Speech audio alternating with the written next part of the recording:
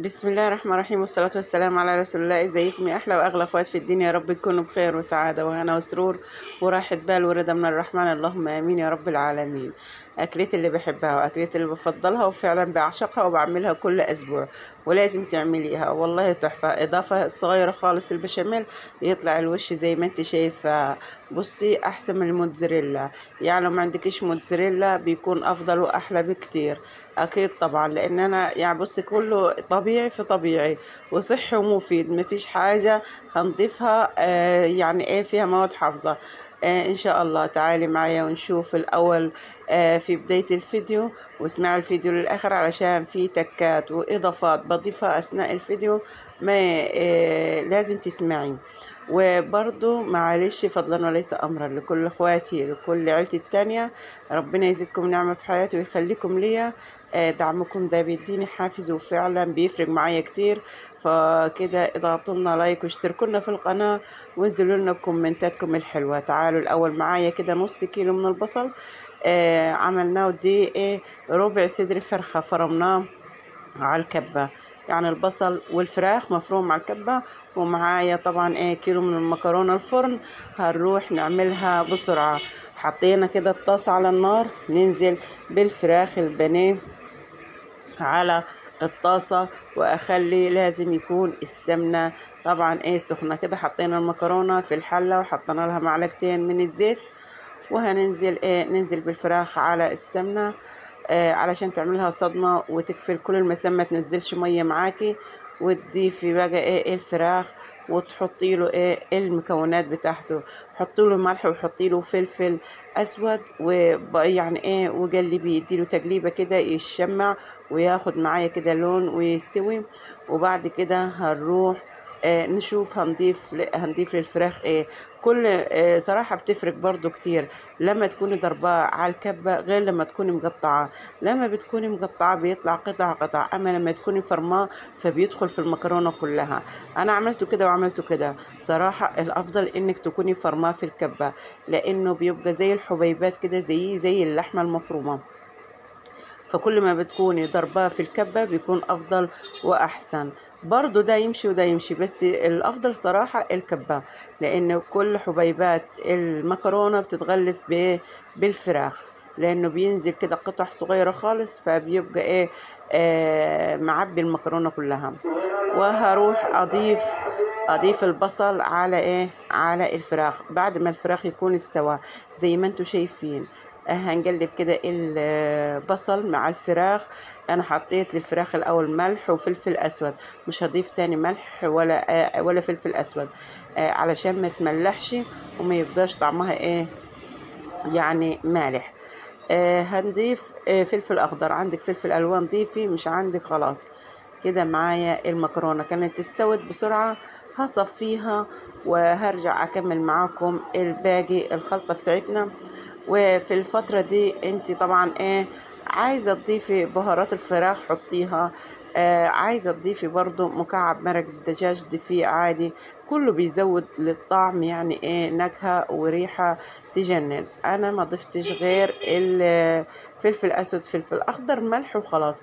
جبت معلقة صلصة كده من اللي كنت مصلصاهم ومخزناها، فحطيتها على الفراخ تاخد لون بسيط خالص. اهدي النار وهخليها تسيح كده وتسبك مع نفسها، لان الصلصة اصلا انا كنت ضيفاها على النار قبل كده، فمش محتاجة يعني نار شديدة.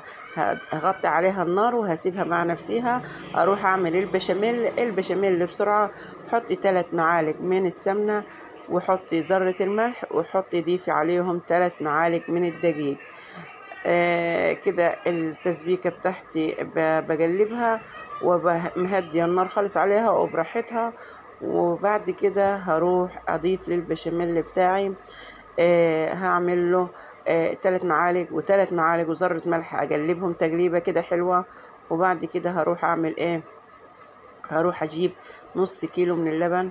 نص كيلو من اللبن هحس ان طبعا ان البشاميل بتاعي تقيل، هروح اضيف نص كيلو من المية، تقريبا 2.5 كوب عليهم. لو انت معاكي لبن تاني حطي كيلو عادي، مش هتفرق معاكي.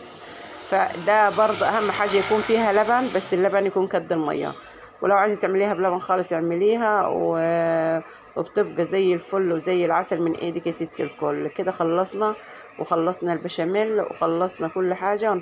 هنضيف الميه زي ما قلت لحضرتكم، ان كوبايتين ونص كده معايراهم، وهضيفهم وهقلب البشاميل بتاعي. وعلى بال ما يخلص البشاميل بتاعي هكون محضرة طبق كده، وهكون حاطة فيه مكون كده هنضيفه للبشاميل. بيفرق معاكي في الطعم، وبيفرق معاكي فعلا في الشكل وفي المنظر، وبيدي لون خطير للبشاميل وطعم احلى. كده خلصناها. هنطفي كده عليها على التسبيكة بتاعتنا، او هنخلص كده الفراخ بتاعنا عصجناه. وكده هنروح نجيب البشاميل بتاعنا. الصينية عملنا البشاميل، البيضة دي هنضيفها على البشاميل، ومعاها شوية فلفل أسود كنا ضايفينهم. وقلبي البشاميل أثناء ما بيكون البشاميل برد شوية، يعني هدتيه من على النار. قلبيه كده تقليبة حلوة. لعلمك ده بديل البيضة دي، فعلا بتغنيكي عن الجبن. بتبقى طعمها خطير. فعلا ضيفيها. ومش بصي هي زي ما انت شايفة، لا كلكعت ولا كتلت ولا فصلت البيض عن اي حاجة. بتبقى زي الفل. حطينا كده المكرونة، قسمنا المكرونة. وما تخليش المكرونة تغلي كتير، لان برضو المكرونة لما تغلي كتير بتتهري معاكي، فما تغليهاش كتير. حطينا شوية البشاميل على المكرونة، نقلب المكرونة تديها تقليبة حلوة. وبعد كده نروح نضيف طبعا الفراخ بتاعنا، او التسبيكة بتاعت الفراخ بتاعتنا هتضيفيها عليها في النص. كل ما بتعملي الحاجة فعلا أو تضيفي لها إضافات بتفرق معاكي في الطعم، وبتفرق معاكي فعلا. إنك بتخليها يعني بتزودي لها حاجات من عندك، فبتحليها أكتر، وبتخلي طعمها يعني محبب ليكي أو لأولادك. يعني من فعلا اول ما تعملي اي حاجة، لو زودتي اضافات انت مثلا عارفاها هي يعني بتديها طعم احلى، ضيفيها من عندك. شايفين كده لون الفراخ لما بحط له معلقة الصلصة بيفرق كتير، بيخلي الطعم بتاعها فعلا بيروح لحتة تانية خالص، وبيفرق في الطعم فعلا. كده خلصنا التسبيكة. حطي عليها المكرونة، هنضيف عليها كده معلقتين من البشاميل عشان تربط معاكي. اول ما تطلع القطعة تطلع معاكي مظبوطة، وبتطلع معاكي قطعة قطعة. ضيفي عليها المكرونة، وبعد كده ضيفي عليها البشاميل بتاعك يا ست الكل. وافردي طبقات المكرونة، حاولي كده افرديها. انا لقيتها كده لقيتها ماسكة كده في نفسها، فحبيت افرولها كده وافردها في ناحية في كل الصينية. حطيناها كده في الصينية كلها. وبعد كده هنروح نجيب البشاميل بتاعنا، نضيف البشاميل، ونكون كده في الفترة دي ولعنا الفرن. وبعد كده هنروح نحط صينية المكرونة بتاعتنا في الفرن، وتاخد معاكي لون وتستوي، وهدي النار عليها وهتاخد معاكي لون. وبعد ما تاخد معاكي لون كده وتستوي تتأكدي انك استوت، طلعيها وبألف هنا وشفا ليكي ولكل حبايبك. وفعلا المكرونة ما بنشبعش منها، ما بنزهقش منها. بنحبها، بنعشقها، بأي طريقة بناكلها. فعلا ما فيش غنى عن المكرونة بتاعتنا. نعملها بصلصة بتتاكل، نعملها بشاميل بتتاكل، نعملها في كل المكونات بتتاكل.